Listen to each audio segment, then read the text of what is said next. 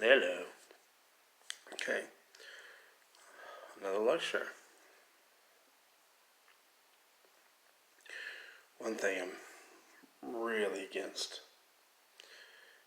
parole systems, probation systems. In other countries, they don't actually call them that. They call it like modified imprisonment, um, conditional release,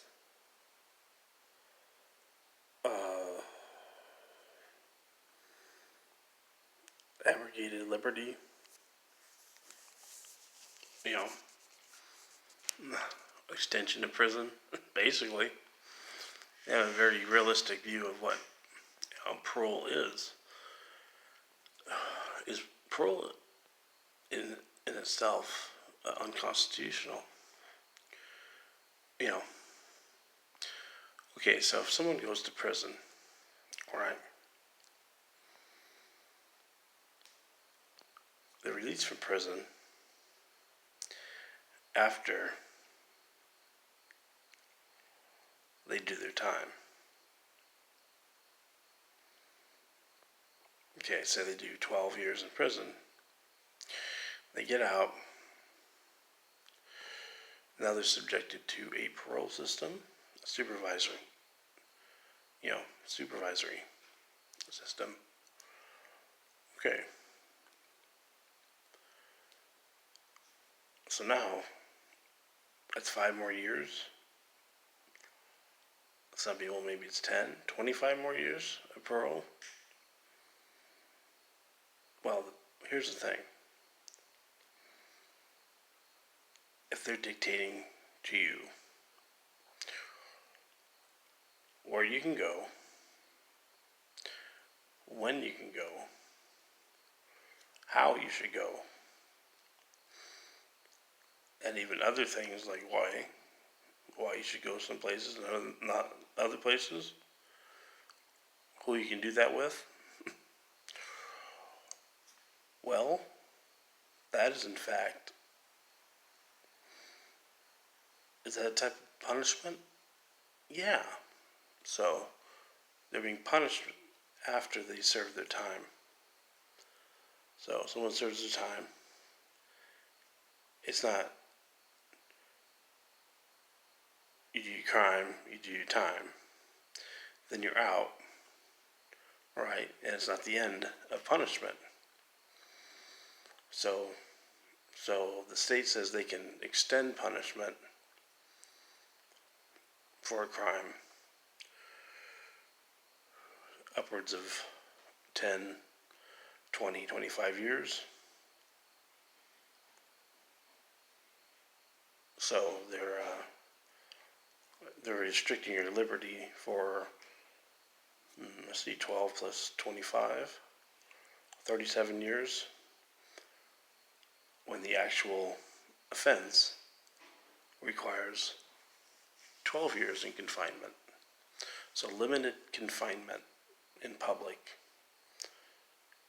for 25 years, or 10 years, or 5 years, whatever it may be. Well,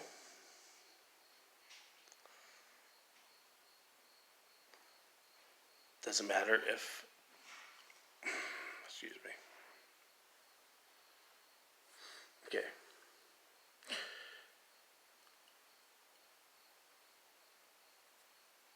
So say you make a deal. So you're not only making a deal for confinement in prison, but you're making a deal for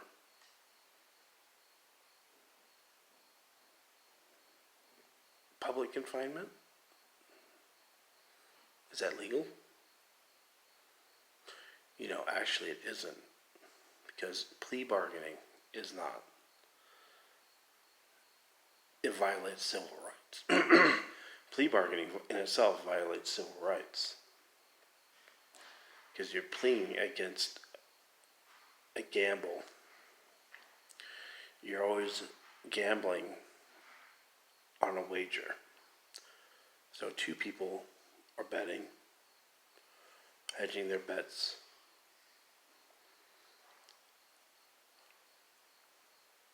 For what?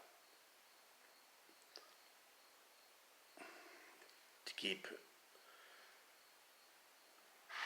a case out of court. Okay? So there is no due process. We're circumventing due process. So the victims of the crime no longer receive justice. That's true. So we're circumventing justice. We're circumventing due process.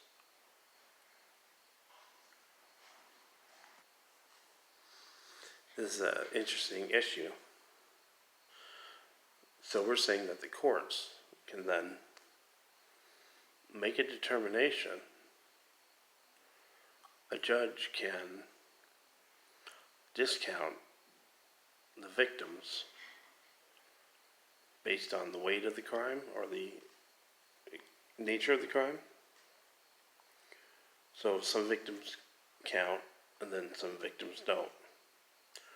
So if you have the right lawyer, knows what they're doing, the victims don't count.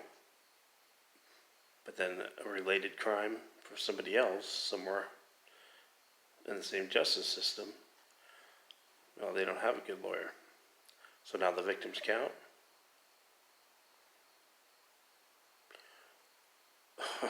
There is something inherently wrong with the system. It's open-ended on both sides of the argument. It's not a justice system when there is a plea bargaining process. Are you plea bargaining in parole? Well, yeah, because you have conditions of parole. You don't see a judge for every single condition. So there isn't due process for every condition of parole. The only time you get due process is when you go get a lawyer. So that's what I say, don't ever do anything without a lawyer. If you can afford it, not even if you can afford it, go borrow some money. Borrow money. You're going to enter a contract worth a lot of money, go borrow some money, get a lawyer. You're going to go buy a house, go get the appropriate lawyer that handles documents that you need to sign, agreements, contracts that are pertinent to housing, that knows all about that. Go online. Get as much information as possible. There's so much information. Go online, look up parole, look up how to protect yourself against, since it's all a gambit, it's a nefarious system. So how are you going to defend yourself against a nefarious system of parole and probation? And possibly even the CDC and their harangues and canoodling around that they do.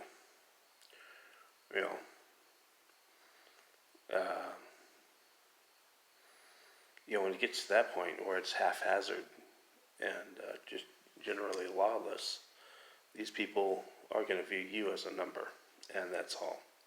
So don't be a number. Get a lawyer, and then if they do something that they shouldn't do, well, then put the numbers back on them, right? Sue them. And then when they're paying out hundreds of thousands of dollars or more, well, guess what? People lose their jobs, or maybe they don't get their pension, or maybe they don't get a promotion. Something. Something's going to happen. Maybe not, but then you can always just make it your lifelong mission to fuck with those people until something happens. Some people have done that. Said, well, I got an axe to grind with this local law enforcement or parole or some type of government system that just chewed me up and spit me out. And eventually they won. You know, they had to overturn things and change the system. It just takes time and effort. But yeah, don't get that misconstrued. Yeah, parole systems is a gambit. It is a nefarious system. Maybe the people in it are trying to do well, but there's other people that aren't. And because it's a nefarious system, well, anybody can do wrong if they really want to and get away with it. Well, some do, and then others don't. But then you have this idea that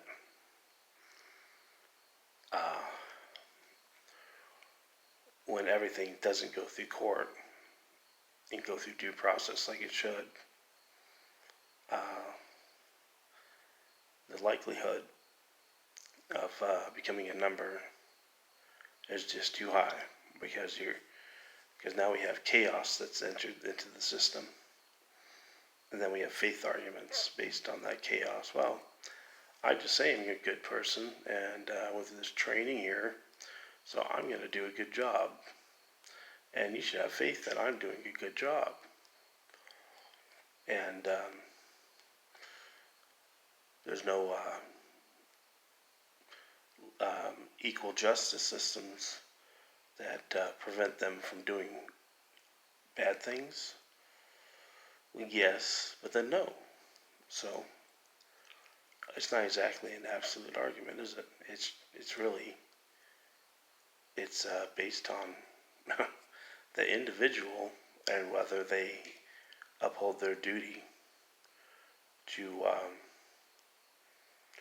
do what's best. The parole agent, if he's a really nice guy and really helps out people, or she, well then that's great. But then you might have 5 other people in the same system that are terrible people, and then cause people to do more drugs, go to jail over and over and over, and then through their actions end up killing people. Probably intentionally because they just don't care, right? We just can't have that sort of thing ever in any kind of government. The government must be on the absolute. It must be a true or false. Really? Yeah. There's no gray areas in government, ever. Whoever wants to tell you that there are trying to rationalize something that they should never do. Probably, and it is a fact that they're trying to either intentionally or unintentional or intentional deceit. And really, power grab, yeah. It could be intentional or unintentional. Probably not. But yeah, it's the rationalization of government that's causing all our problems. When we work on logic, we work on absolutes. And those tell us that parole systems and probation systems are absolutely false. There's no place for them in civilization. And go look it up on the internet. Pros and cons of parole. Critics of parole find out that parole systems are ineffective. So you take somebody that's a lifelong criminal, put them on parole for 5 years, and magically they change. Yeah. All that psychology, maybe from their bad childhood, broken homes, and all sorts of stuff, abuse, and abuse as an adult. Now they're on parole. Everything's okay. We've waved a magic wand and made everything great because we're now watching them. Yeah, we're real fucking tough. And those guys aren't going to get away with anything. So 5 years later, you know, parole hasn't done shit for them. They're still on drugs, right? And they go out and do something. They say, well, what happened? Well, wasn't they on parole? I mean, isn't that supposed to do something? No, it doesn't do jack shit. So, it doesn't do jack shit for a lot of people. You know, just like mandatory sending them to alcohol counseling or having them go to an AA program. You know, the cycle of, I understand, you know, some of those steps are really great, but then it's like, you're like, well, shouldn't you just believe in God and throw all your burdens on God and then everything, you know, here's the magic wand again. Oh, wow, everything's better. See, yeah. 10 years later, they're still having problems because they haven't fixed the root cause of their problems. You know, objectification, sometimes just unfeeling, selfishness, you know, historical problems that they use in psychology. It's kind of an older term, but yeah, histrionics, they say. They're a little bit different than historical problems, but yeah, it's just you know, the Old Testament, man, it's going to set them straight, and they're going to be wonderful people. Yeah, right. Yeah, so it's along the same kind of lines. It's like the oligarchy just shows up and magically cures everything. So it's just the concepts are based on absurd concepts through just higher and higher levels of convolution until it's hysterical, hysterical nonsense, and then hitting the wall of absurdity. I guess you could say the absolutes of dumb. Right. Anyways, thanks.